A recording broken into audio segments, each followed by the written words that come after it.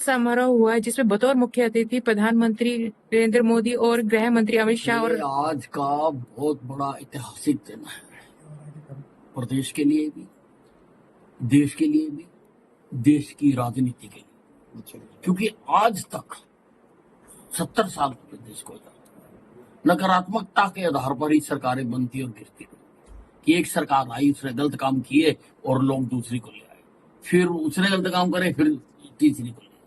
पहली बार है कि सकारात्मकता के आधार पर सरकार तीसरी बार भारतीय जनता पार्टी की प्रदेश में बनी। ये बहुत बड़ी बात है सारे देश के लिए और देश की राजनीति के लिए।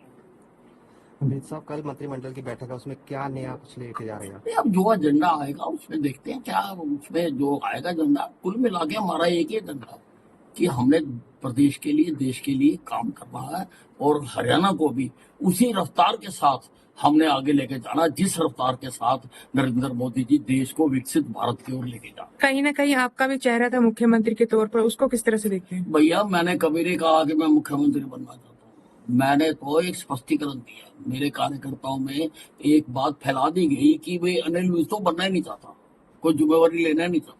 मैंने तो उसका स्पष्टीकरण दिया था केवल कि भाई मुझे आज तक पार्टी ने जिस मोर्चे पर खड़ा किया मैंने काम किया, उसके जहां मुझे भेजा मैं गया हूँ, जो मेरी ड्यूटी लगाई मैंने की है और अगर ये दायित्व भी मुझे देंगे तो मैं निभाऊंगा। मैंने चाहा नहीं, अगर चाहा होता तो आज तो मैं कंबल लेके लेटा हुआ होता। कांग्रेस कह रही है कि ईवीएम हैक हुई है, उसको किस तरह से देखते हैं? देखिए, अब हारने वाला जो फेल हो जाता है ना, वो कई प्रकार के रोने रोता है। कई बार तो कहता जी कमरे में रोशनी कम थी, कभी कहता मेरी शाही गिर गई थी, कभी कहता रास्ते में मेरी साइकिल पंक्चर हो गई थी, कभी कहता रेड लाइट हो गई। तो ये रोने के अलग अलग तरीके हैं। खास करके कांग्रेस के हुड्डा साहब को क्या मैसेज देना चाहेंगे जी? देखिए, ऐसा अगर मैं एक छोटा सा कार्यकर्ता, 120 दिन का चुनाव का समय था, हर मुकाम पर मैंने कहा कि तीसरी बार भारतीय जनता पार्टी बिना किसी के समर्थन के और सहयोग के सरकार बनाएगी, जो कि सच भी साबित हुआ। अगर मैं देख सकता हूँ तो ये क्यों नहीं देख सकता?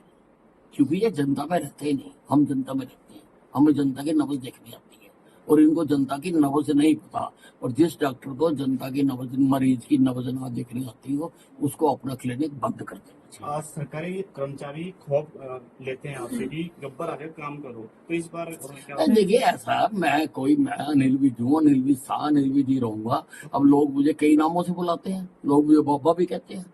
अब ये नहीं, लोगों का प्यार है, लोग कुछ भी कहें। जो गलत काम करने वाले हैं उनको तो मेरे से खौफ खाना ही चाहिए। सर, भारतीय जनता पार्टी के शीर्ष नेताओं ने जिस तरीके से सीएम का जो दरबदल किया गया है, खट्टर साहब पर क्या भरोसा नहीं था कि अगर खट्टर साहब के चेहरे पर नहीं, ऐसा नहीं है। खट्टर साहब ने बहुत अच्छा काम किया था। ये जो आज तीसरी बार रिपीट हुई है, इसमें खट्टर साहब का बहुत बड़ा योगदान है। 9.5 साल मुख्यमंत्री वो रहे हैं, इसीलिए उनके अच्छे काम को देखते हुए उनको वो और ऊपर ले गए कि सारे देश में उनके काम का लाभ। सर, आखिरी सवाल सर, मैनिफेस्टो में जैसे 20 पॉइंट दिए गए, सबसे पहले अब जैसे कल से आपका कार्यकाल शुरू हो जाएगा, मतलब सबसे पहले फर्स्ट टाइम महीने 2 महीने में क्या होगा? ये सारे जो हमने कहा है हम वो करते हैं। आप देखिए, नौकरी का कहा था